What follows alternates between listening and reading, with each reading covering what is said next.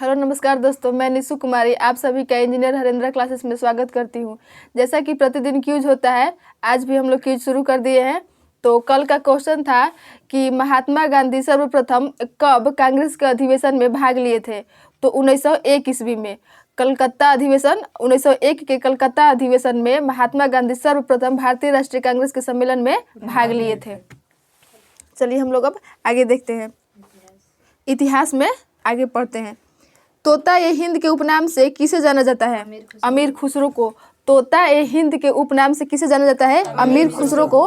तबला और जो सितार था बजाने की परंपरा यानी कि इसका आविष्कार जो किए थे वो अमीर खुसरो ही किए थे। वेदों की ओर लौटो का नारा किसने दिया था? आर्य समाज ने। वेदों की ओर लौटो का नारा दिए थे स्वामी दयानंद सरस्वती, और स्वामी दयानंद सरस्वती ने ही आर्य समाज की स्थापना किए थे। कब? 1875 ईस्वी में। कुचिपुड़ी नृत्य कला शैली किस राज्य से संबंधित मानी जाती है? यानी कि कुचिपुड़ी नृत्य जो है वो किस राज्य में होता है? तो आंध्र प्रदेश में। कुचिपुड़ी नृत्य जो है वो आंध्र प्रदेश का शास्त्रीय नृत्य है। यामिनी कृष्णमूर्ति का संबंध किस शास्त्रीय नृत्य से है? भरतनाट्यम से। जो यामिनी कृष्णमूर्ति है वो भरतनाट्यम के एक फेमस कलाकार है, यानी कि वो डांसर है। यामिनी कृष्णमूर्ति ये भरतनाट्यम जो नृत्य है वो करती हैं। रंगोली भारत के किस क्षेत्र की प्रमुख लोक कला शैली है? महाराष्ट्र की। यानी कि जो रंगोली लोक कला है वो किस राज्य की है? तो महाराष्ट्र की। इकेबाना किसका जापानी रूप है? तो फूलों की सजावट का। यानी कि जो फूलों की सजावट है उसका जापानी रूप क्या है? इकेबाना। हिंदुस्तानी संगीत का सर्वाधिक प्राचीन घराना क्या है? तो ग्वालियर घराना। हिंदुस्तानी संगीत का सबसे पुराना घराना कौन सा है? तो ग्वालियर घराना। प्राचीनतम हिंदुस्तानी गायक शैली कौन सी है? तो ध्रुपद। प्राचीनतम हिंदुस्तानी गायन शैली जो है वो ध्रुपद है, जो सबसे प्राचीनतम हिंदुस्तानी गायन शैली है। सबसे प्राचीन वाद्य यंत्र कौन सा है? बीड़ा। सबसे प्राचीन वाद्य यंत्र कौन सा है? बीड़ा।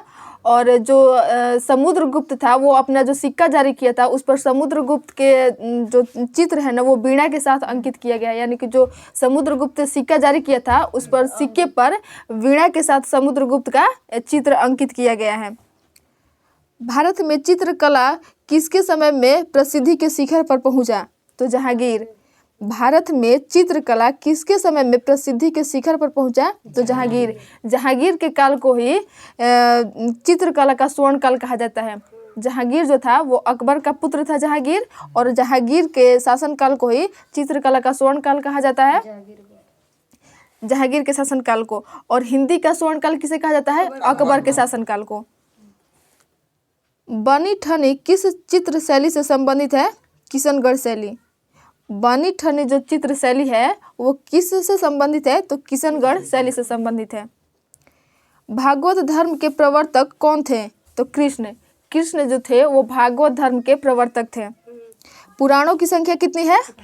18। वेद की संख्या 4। वेद की संख्या 4, वेदांग की संख्या 6, पुराण की संख्या 18 और उपनिषद की संख्या 108।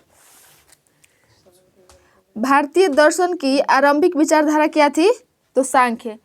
जो भारतीय दर्शन की आरंभिक विचारधारा थी ना वो सांख्य थी। अष्टांगिक मार्ग किस धर्म से संबंधित है? बौद्ध धर्म से। अष्टांगिक मार्ग जो है वो किस धर्म से संबंधित है? बौद्ध धर्म से। ओणम किस राज्य का प्रमुख त्योहार है? केरल का। ओणम जो है वो किस राज्य का प्रमुख त्योहार है? केरल का। पूरी रथ में रथ यात्रा किसके सम्मान में निकाली जाती है? भगवान जगन्नाथ के।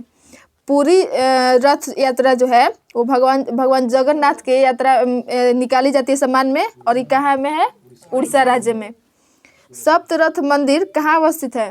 महाबलीपुरम में। सप्तरथ जो मंदिर है वो महाबलीपुरम में अवस्थित है। श्रवणबेलगोला में गोमतेश्वर की मूर्ति का निर्माण किसने कराया? चामुंड राय। श्रवणबेलगोला में गोमतेश्वर की मूर्ति का निर्माण किसने करवाया था? तो चामुंड राय। प्रख्यात सांस्कृतिक केंद्र भारत भवन कहाँ पर स्थित है? भोपाल में। भोपाल कहाँ है? मध्य प्रदेश में। मध्य प्रदेश की राजधानी भोपाल है। तो प्रख्यात सांस्कृतिक केंद्र भारत भवन जो है वो कहाँ है? भोपाल में। उज्जैन का प्राचीन काल में क्या नाम था? अवंतिका। उज्जैन का प्राचीन काल में क्या नाम था? अवंतिका। यानी कि उज्जैन का पहले पुराना नाम क्या था? अवंतिका। प्रख्यात बोरोबुदुर का बौद्ध स्तूप कहाँ स्थित है? जावा में। प्रख्यात बोरोबुदुर का बौद्ध स्तूप कहाँ स्थित है? तो जावा में। कंबोडिया स्थित अंकोरावाट मंदिर किस देवता को समर्पित है? विष्णु मंदिर को। कंबोडिया स्थित अंकोरावाट का मंदिर, यानी कि जो अंकोरावाट का मंदिर है वो कंबोडिया में है, और विश्व का सबसे बड़ा हिंदू मंदिर जो है ना वो कंबोडिया का ही मंदिर है। अंकोरावाट का मंदिर जो कंबोडिया में स्थित है वो सबसे बड़ा हिंदू मंदिर है, और ये किस देवता को समर्पित है? विष्णु भगवान को। भारतीय नाट्य संस्थान कहाँ स्थित है? नई दिल्ली में। भारतीय नाट्य संस्थान कहाँ स्थित है? नई दिल्ली में। राष्ट्रीय साक्षरता मिशन की शुरुआत कब हुई? 1988 ईस्वी में। राष्ट्रीय साक्षरता मिशन की शुरुआत कब हुई? 1988 ईस्वी में। भारत में सबसे अधिक बोले जाने वाली भाषाई समूह क्या है? तो इंडो आर्यन। यानी कि भारत में सबसे अधिक जो भाषा बोला जाता है वो कौन सा बोला जाता है? Indo Aryan. भारत की सर्वाधिक प्राचीन लिपि कौन सी है? ब्राह्मी लिपि। भारत की सबसे पुरानी यानी कि सर्वाधिक प्राचीन लिपि कौन सी है? तो ब्राह्मी लिपि। किसके प्रतीक चिन्ह में बहुजन हिताय बहुजन सुखाय अंकित है? तो आकाशवाणी। यानी कि जो आकाशवाणी है ना उसके प्रतीक चिन्ह में जैसे टैग लाइन होता है ना, तो उसी में बहुजन हिताय और बहुजन सुखाय जो टैग लाइन है वो आकाशवाणी का है। भारत में पुनर्जागरण का जनक किसे कहा जाता है? राजा राममोहन राय। भारत में पुनर्जागरण का जनक किसे कहा जाता है? राजा राममोहन राय। राजा राममोहन राय का जन्म कब हुआ था? 1772 ईस्वी में। मृत्यु 1833 ईस्वी में ब्रिस्टल इंग्लैंड में। और इनकी फेमस पत्रिका कौन कौन सी थी? ब्रह्म क्रॉनिकल अंग्रेजी भाषा में, मिरात उल अखबार फारसी भाषा में, और एक संवाद कौमुदी बंगाली भाषा में। इनकी 3 फेमस पत्रिका थी राजा राममोहन राय की। केरल में सर्वाधिक प्रचलित शास्त्रीय नृत्य कौन है? कथकली। केरल में सर्वाधिक प्रचलित यानी कि केरल की जो शास्त्रीय नृत्य है वो कौन सी है? कथकली। मात्र 16 वर्ष की आयु में किस नृत्यांगना को गुरुदेव रविंद्रनाथ ठाकुर ने कथक सामग्री कहकर गौरवान्वित किया था? तो सितारा देवी। जो सितारा देवी थी ना वो जब 16 वर्ष की थी तभी उनको गुरुदेव रविंद्रनाथ ठाकुर जो थे तो उनको कथक सम्राज्ञी कहकर संबोधित किए थे, यानी कि कथक सम्राज्ञी का उपाधि दिए थे रविंद्रनाथ टैगोर जब वो 16 वर्ष की थी तब। कौन? तो सितारा देवी। फुलकारी लोक कला कहाँ प्रचलित है? हरियाणा में। जो फुलकारी लोक कला है वो हरियाणा में प्रचलित है। कर्नाटक संगीत का पितामह किसे कहा जाता है? पुरंदर दास। कर्नाटक जो संगीत है वो उसके पितामह किसे कहा जाता है? पुरंदर दास को। और कर्नाटक में जो एक और होता है यक्षगान जो है ना वो कर्नाटक का है। अलका अल्लाह रखा किस वाद्य यंत्र से संबंधित है? तो तबला से। अल्लाह रखा जो है वो वाद्य यंत्र किससे संबंधित है? तो तबला वाद्य यंत्र से अल्लाह रखा संबंधित है। कौन सा वाद्य यंत्र वायु द्वारा संचालित होता है? तो शहनाई। शहनाई जो है वो वायु द्वारा संचालित होता है। मुगलकालीन शासकों में किस शासक के काल को चित्रकारी का स्वर्ण काल कहा जाता है? तो जहांगीर। यानी कि चित्रकारी का स्वर्ण काल यानी कि चित्रकला का स्वर्ण काल किस शासन काल के कहा जाता है? तो जहांगीर के शासन काल को कहा जाता है। जैन धर्म के वास्तविक संस्थापक किसे माना जाता है? महावीर को। जैन धर्म के जो वास्तविक संस्थापक है उन्हें महावीर को कहा जाता है। और जैन धर्म के प्रथम तीर्थकर कौन थे? ऋषभदेव। और अंतिम तीर्थकर यानी कि 24वें तीर्थकर कौन थे? महावीर। और अगर कहा जाता है कि जैन धर्म के वास्तविक संस्थापक कौन थे? तो महावीर थे। त्रिरत्न सिद्धांत सम्यक धारणा, सम्यक चरित्र, सम्यक ज्ञान किस धर्म की महिमा है? जैन धर्म की। त्रिरत्न जो सिद्धांत है सम्यक धारणा, सम्यक चरित्र और सम्यक ज्ञान वो जैन धर्म से संबंधित है। शून्यवाद के प्रवर्तक कौन माने जाते हैं? नागार्जुन। शून्यवाद के प्रवर्तक कौन माने जाते हैं? नागार्जुन। नागार्जुन को भारत का आइंस्टीन कहा जाता है। भारत का आइंस्टीन किसे कहा जाता है? नागार्जुन को। युगादि नव वर्ष जो है वो पर्व वो किसका है? तो गुजरातियों का। जो युगादि नव वर्ष पर्व है यानी कि जैसे हम लोग 1 जनवरी मनाते हैं ना नव वर्ष का प्रथम, तो वही जो है ना कि युगादि के रूप में नव वर्ष मनाते हैं। गुजराती जो है ना वो अपना नव वर्ष यानी कि जो साल का प्रारंभिक दिन है वो कैसे मनाते हैं? युगादि के तौर पे। ब्लैक पैगोडा के नाम से कौन सा मंदिर प्रसिद्ध है? तो कोणार्क का सूर्य मंदिर। और ये कहाँ है? उड़ीसा में। ब्लैक पैगोडा के नाम से प्रसिद्ध मंदिर कौन सा है? कोणार्क का सूर्य मंदिर। मंदिरों की उत्तरी शैली किस नाम से जानी जाती है? नागर शैली। मंदिरों की जो उत्तर दिशा में जो शैली है वो कौन सी है? नागर शैली। और जो दक्षिण दिशा में जो शैली है उसको क्या कहते हैं? द्रविड़ शैली। और जो बीच में है, दोनों के मिलने से जो है बीच में, उसको बेसर शैली कहते हैं। वीर भूमि किससे संबंधित है? राजीव गांधी से। वीर भूमि जो है वो किससे संबंधित है? यानी कि राजीव गांधी के जो समाधि स्थल है उसको किस नाम से जाना जाता है? वीर भूमि। और डॉक्टर भीमराव अंबेडकर जो है उनके समाधि स्थल को किस नाम से जाना जाता है? चैत्रा भूमि। और जो इंदिरा गांधी है उनकी जो समाधि स्थल है उसको किस नाम से जाना जाता है? शक्ति घाट। शक्ति घाट के नाम से इंदिरा गांधी का जो समाधि स्थल है उसे कहा जाता है। अंकोरा वाट कहाँ स्थित है? कंबोडिया में। अंकोरा वाट जो है वो कंबोडिया में स्थित है। और अंकोरा वाट का मंदिर भगवान विष्णु को समर्पित है। यह हिंदू धर्म का सबसे बड़ा मंदिर है। विश्व में सबसे बड़ा मंदिर, हिंदू मंदिर कौन है? अंकोरा वाट का मंदिर। भारतीय पुरातत्व विज्ञान का जन्मदाता किसे कहा जाता है? अलेक्जेंडर कनिंघम को। भारतीय पुरातत्व विज्ञान का जन्मदाता किसे कहा जाता है? अलेक्जेंडर कनिंघम को। भारतीय शिक्षा के 10+2+3 आकार की सिफारिश किसने की थी? कोठारी आयोग। भारतीय शिक्षा के 10+2+3 आकार की सिफारिश किसने की थी? कोठारी आयोग। अब नीति आयोग आ गया है, कब आया था? 2020 में। नई आर्थिक नीति जो है वो कब आया था? 2020 में, कस्तूरी रंगन के सिफारिश पर। ये 34 साल बाद, ये मतलब अब पहले जो था ना 1986 में दूसरा बार चेंज हुआ था फर्स्ट टाइम। उसके बाद जो नई शिक्षा नीति है तो उसके 1986 के बाद ये चेंज हुआ है नई शिक्षा नीति। तो अब ये किस पैटर्न पे? 5+3+3+4 के पैटर्न पर है नई शिक्षा नीति। उर्दू किस भाषा का शब्द है? तुर्की भाषा का। उर्दू जो है वो किस भाषा का शब्द है? तो तुर्की भाषा का। अशोक के जो शिलालेख की लिपि है वो कौन सी लिपि है? ब्राह्मी लिपि। यानी कि जो अशोक के जितने शिलालेख थे ना वो किस लिपि में लिखी गई है? तो ब्राह्मी लिपि में। दूरदर्शन की प्रथम समाचार वाचिका कौन थी? प्रतिमा पुरी। यानी कि दूरदर्शन जो समाचार है उसकी प्रथम महिला वाचिका कौन थी? प्रतिमा पुरी। विश्व में डाक घरों का सबसे बड़ा जाल किस देश में पाया जाता है? भारत में। यानी कि विश्व में डाक घरों का सबसे बड़ा, यानी कि सबसे ज़्यादा डाकघर किस देश में है? भारत में। और सबसे ज़्यादा नहरों का जाल जो है वो किसको कहा जाता है? पाकिस्तान को। नहरों का सर्वाधिक जाल जो है वो पाकिस्तान में है। महान हिंदू विधि निर्माता कौन थे? तो मनु। जो महान हिंदू विधि के निर्माता है ना वो कौन थे? मनु। महावीर का जन्म किस घराने में हुआ था? ज्ञात्रिक क्षत्रिय। महावीर जो थे उनका जन्म किस राजघराने में हुआ था? तो ज्ञात्रिक क्षत्रिय। मोहिनी अट्टम मूल रूप से किस राज्य में जन्मा और विकसित हुआ लोक नृत्य है? केरल में। जो मोहिनी अट्टम है ना उसका जन्म, नृत्य जो है मोहिनी अट्टम, उसका जन्म केरल में हुआ और उसी में विकसित हुआ। यानी कि केरल में जन्म हुआ, केरल में विकसित हुआ। कौन सा? मोहिनी अट्टम। यानी कि केरल का जो शास्त्रीय नृत्य है कौन सा है? मोहिनी अट्टम। कौन सा नृत्य केवल पुरुषों कलाकारों द्वारा किया जाता है? कौन सा ऐसा नृत्य है जो केवल पुरुष कलाकार करते हैं, वो महिला नहीं करती है? तो कथकली। कौन सा नृत्य केवल पुरुष कलाकारों द्वारा किया जाता है? तो कथकली। उसमें महिला नहीं करती है वो। सितारा देवी का संबंध किस नृत्य से है? तो कथक नृत्य से। सितारा देवी का संबंध किस नृत्य से है? कथक नृत्य से। और सितारा देवी ही थी ना जब 16 वर्ष की थी तो रविंद्रनाथ ठाकुर बोले थे क्या कि कथक सम्राज्ञी कह के संबोधित किए थे जब 16 वर्ष की थी। सितारा देवी को ही ना, अभी थोड़ा देर पहले पढ़े। जट जटिन कहाँ का प्रमुख लोक नृत्य है? बिहार का। जट जटिन जो है वो कहाँ का प्रमुख लोक नृत्य है? बिहार का।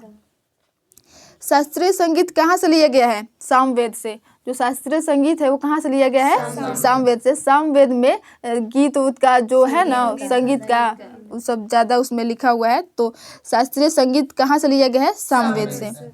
प्रातः काल में गाया जाने वाला राग कौन सा है? दरबारी। यानी कि प्रातः काल में जो सुबह सुबह जो राग गाया जाता है वो कौन सा राग है? दरबारी। मृदंगम क्या होता है? तो दो मुंह वाला ढोल। जो दो मुंह वाला ढोल होता है ना उसको मृदंगम कहा जाता है। सितार का जनक किसे माना जाता है? तो अमीर खुसरो को। अमीर खुसरो को सितार और तबला का जनक कहा जाता है। यानी कि जो तबला बजाने की शुरुआत, उसका जो आविष्कार किए थे सितार और तबला का, वो कौन किए थे? अमीर खुसरो। औरत नामक चित्र का चित्रांकन किसने किया था? रविंद्रनाथ ठाकुर। औरत नाम चित्र का चित्रांकन किसने किया था? रविंद्रनाथ ठाकुर। और रविंद्रनाथ ठाकुर को नोबेल पुरस्कार कब मिला था? 1913 ईस्वी में। 1913 ईस्वी में रविंद्रनाथ ठाकुर को नोबेल पुरस्कार मिला था। किसके लिए? तो गीतांजलि के लिए। गीतांजलि जो पुस्तक लिखे थे उसी के लिए उनको मिला था नोबेल पुरस्कार। और 1920 ईस्वी में बीजी तिलक की मृत्यु हुई थी, यानी कि बाल गंगाधर तिलक की मृत्यु 1920 ईस्वी में। अजंता चित्रकारी किस काल से संबंधित है? तो बौद्ध काल से। अजंता जो चित्रकारी है वो किस काल से संबंधित है? बौद्ध काल से। पारसी धर्म के संस्थापक कौन है? जोरोस्टर। पारसी धर्म के संस्थापक कौन है? जोरोस्टर। दीन ए इलाही धर्म किसने शुरू किया था? अकबर ने। दीन ए इलाही धर्म किसने शुरू किया था? अकबर में। दीन ए इलाही जो था ना वो कोई धर्म नहीं था, वो एक प्रकार का विचार था। जो दीन ए इलाही धर्म था वो एक प्रकार का विचार था। और दीन ए इलाही धर्म किसने शुरू किया था? अकबर ने। और दीन ए इलाही धर्म को स्वीकार करने वाला प्रथम कौन था? तो बीरबल जो था वो प्रथम हिंदू जो था कौन था? बीरबल था। दीन ए इलाही धर्म को जो अपनाने वाला प्रथम हिंदू कौन था? बीरबल, जो कौन अकबर के दरबार में रहता था ना। हीनयान तथा महायान किस धर्म के दो भाग हैं? बौद्ध धर्म के। बौद्ध धर्म के जो दो भाग हैं हीनयान और महायान। योग दर्शन के प्रतिपादक कौन है? पतंजलि। योग दर्शन के प्रतिपादक कौन है? पतंजलि। कर्म का सिद्धांत किससे संबंधित है? मीमांसा से। कर्म का जो सिद्धांत है वो किससे संबंधित है? मीमांसा से। वैसाखी किस राज्य में मनाया जाने वाला प्रमुख त्योहार है? पंजाब। जो वैसाखी जो है वो किस राज्य में मनाया जाता है? पंजाब में। किस त्योहार में सूर्य की पूजा की जाती है? छठ पूजा में। तो फेमस है, हम लोग तो जानते हैं बहुत बढ़िया से, बिहार का सबसे फेमस है छठ पूजा। तो किस त्योहार में सूर्य की पूजा की जाती है? तो छठ पूजा में। चूहों के मंदिर के नाम से विख्यात मंदिर कौन सा है? करणी माता का मंदिर। चूहों के मंदिर के नाम से विख्यात मंदिर कौन सा है? तो करणी माता का मंदिर। यानी कि जो करणी माता का मंदिर है वो चूहों के मंदिर के नाम से विख्यात है। सांची का महान स्तूप कहाँ है? मध्य प्रदेश में। सांची का जो स्तूप है वो कहाँ है? मध्य प्रदेश में। विवेकानंद रॉक मेमोरियल कहाँ स्थित है? रामेश्वरम में। विवेकानंद रॉक मेमोरियल कहाँ है? रामेश्वर में। रामेश्वर में किसका जन्म हुआ था? अब्दुल कलाम आजाद का। अब्दुल कलाम एपीजे अब्दुल कलाम का, सॉरी, एपीजे अब्दुल कलाम का जन्म रामेश्वर तमिलनाडु में हुआ था। कब? 1931 में। 1931 ईस्वी में रामेश्वरम तमिलनाडु में डॉक्टर एपीजे अब्दुल कलाम का जन्म हुआ था। और डॉक्टर एपीजे अब्दुल कलाम को मिसाइल मैन ऑफ इंडिया कहा जाता है। ये 11वें क्रम के राष्ट्रपति। हाँ सही बात। हाँ ठीक है, 11वें क्रम के थे। 2002 से 2007 तक इनका कार्यकाल था। प्रधानमंत्री थे। प्रधानमंत्री थे कि राष्ट्रपति थे? राष्ट्रपति थे। उत्तर प्रदेश में जैन एवं बौद्ध दोनों धर्मों का एक प्रसिद्ध तीर्थ स्थल कौन सा है? तो कौशाम्बी। कौशाम्बी जो है वो उत्तर प्रदेश में है। और ये जैन एवं बौद्ध दोनों धर्मों का एक प्रसिद्ध तीर्थ स्थल है। जो कौशाम्बी है ना वो बौद्ध धर्म और जैन धर्म दोनों धर्मों का एक तीर्थ स्थल है। संगीत नाटक अकादमी कहाँ स्थित है? नई दिल्ली में। संगीत नाटक अकादमी जो है वो नई दिल्ली में स्थित है। जेरूसलम किन लोगों का तीर्थ स्थल है? जो जेरूसलम है ना, इजराइल की राजधानी कहाँ है? जेरूसलम। यानी कि इजराइल जो है, इजराइल की राजधानी जो जेरूसलम है वो किन किन धर्मों का जो तीर्थ स्थल है? तो ईसाई का भी है, यहूदी का भी है और मुस्लिम का भी है। मुस्लिम, ईसाई और यहूदी तीनों धर्मों का तीर्थ स्थल कहाँ है? जेरूसलम में। जेरूसलम कहाँ की राजधानी है? इजराइल की। भारत में प्रथम खुला विश्वविद्यालय कहाँ स्थापित हुआ? आंध्र प्रदेश में, हैदराबाद में। भारत में प्रथम खुला विश्वविद्यालय कहाँ स्थापित हुआ? तो हैदराबाद में। हैदराबाद आंध्र प्रदेश में। अभी कहाँ है हैदराबाद? अभी तो तेलंगाना में आ गया है ना, पहले आंध्र प्रदेश में था। द्रविड़ भाषाओं में सर्वाधिक बोले जाने वाली भाषा कौन सी है? तेलुगु। जो द्रविड़ भाषा है यानी कि जो दक्षिण भारत की भाषा है उसमें सबसे अधिक कौन सी भाषा बोली जाती है? तेलुगु। चलिए अब हम लोग आगे भूगोल में देखते हैं। आइसोहाइट रेखा नक्शे में किसके युग्मक बिंदु है? तो समवर्षा के। जो आइसोहाइट रेखा है वो नक्शे में किसके बिंदु युग्मक है? तो समवर्षा के। यानी कि जो आइसोहाइट है ना वो मानचित्र पर दो समान वर्षा के जो स्थान होता है उस दोनों बिंदु को मिलाने वाली जो रेखा है उसको आइसोहाइट रेखा कहते हैं। समवर्षा जो नहीं होता कि मैप में दो जो जगह पे समान वर्षा होता है दोनों बिंदुओं को मिलाने वाली जो रेखा है उसको आइसोहाइट कहते हैं। लेप्चा किस राज्य के आरंभिक निवासी थे? सिक्किम की। जो लेप्चा है ना वो किस राज्य के आरंभिक निवासी थे? जो लेप्चा जो है वो किस राज्य में रहते थे? सिक्किम में। लेप्चा और भोटिया जो दो जनजाति है सिक्किम की। खासी और गारो जयंतिया मुख्य रूप से कहाँ रहती है? किस राज्य में? तो मेघालय में। खासी और गारो जयंतिया मुख्य रूप से रहती है तो मेघालय में। गारो, खासी और जयंतिया तीन को जो जनजाति है वो मेघालय में रहती है। और गारो, खासी, जयंतिया जो है वहाँ की पहाड़ी का भी नाम है। गारो, खासी और जयंतिया तीन को पहाड़ी है जो मेघालय में है। और सर्वाधिक जो वर्षा होता है वो कहाँ होता है? मानसीन राम के मेघालय में। और कहेगा कि किस गारो, खासी और जयंतिया जो पहाड़ी है ना तो किस पहाड़ी में सबसे ज़्यादा वर्षा होता है? तो खासी जो पहाड़ी है ना, खासी पहाड़ी, वहाँ पे सबसे अधिक वर्षा होता है। यानी कि पहले गारो, खासी, उसके बाद जयंती है। तो जो खासी बीच में जो पहाड़ी है ना वहीं पे सर्वाधिक वर्षा होता है। भारत में सबसे बड़ी जनजाति कौन सी है? भील। भारत में सबसे बड़ी जनजाति भील है। पहले सबसे बड़ी जनजाति गोंड थी लेकिन अभी वर्तमान में सबसे बड़ी जनजाति भील है और गोंड दूसरे नंबर पे आ गई है। सौर पृष्ठ पर लगभग कितना तापमान होता है? 6000 डिग्री सेल्सियस। यानी कि सूर्य का जो किनारा होता है जो कोर होता है ना उसका तापमान कितना होता है? तो 6000 डिग्री सेल्सियस। यानी कि जो सूर्य उसके किनारे भाग पे सबसे किनारे कितना उसका तापमान होता है? 6000 डिग्री सेल्सियस।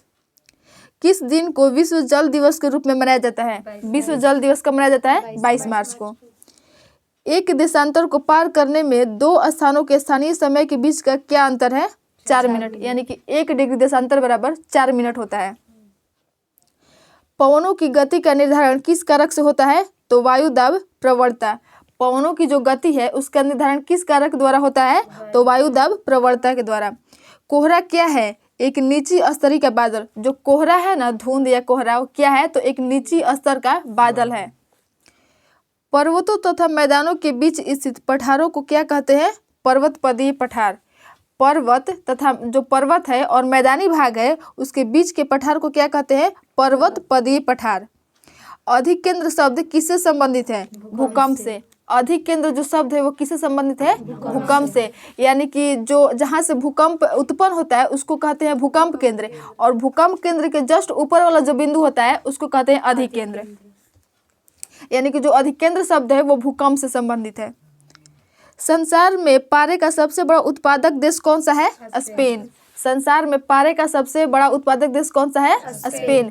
पारा जो है वो एकमात्र धातु है जो द्रवीय अवस्था में पाया जाता है। पारा जो है एकमात्र धातु है जो द्रवीय अवस्था में पाया जाता है। पारा का संकेत क्या होता है? Hg। फिलाडेल्फिया किसके लिए प्रसिद्ध है? रेल इंजन के निर्माण के लिए। फिलाडेल्फिया जो शहर है वो किसके लिए प्रसिद्ध है? तो रेल इंजन के निर्माण के लिए। किस क्षेत्र में देश की सबसे प्राचीन चट्टानें पाई जाती है? अरावली। किस क्षेत्र में देश की सबसे प्राचीन चट्टानें पाई जाती है? अरावली। अरावली जो है वो विश्व की सबसे प्राचीनतम चट्टान है। अरावली जो पर्वत है वो विश्व की सबसे पुरानी पर्वत श्रेणी में आती है अरावली। भारत में अधिकांश वर्षण किस प्रकार का होता है? तो पर्वतकृत। भारत में अधिकांश वर्षण यानी कि जो वर्षा होता है वो किस प्रकार का होता है? तो पर्वतकृत वर्षा होता है। जूट का रेशा पौधे के किस भाग से प्राप्त किया जाता है? तना।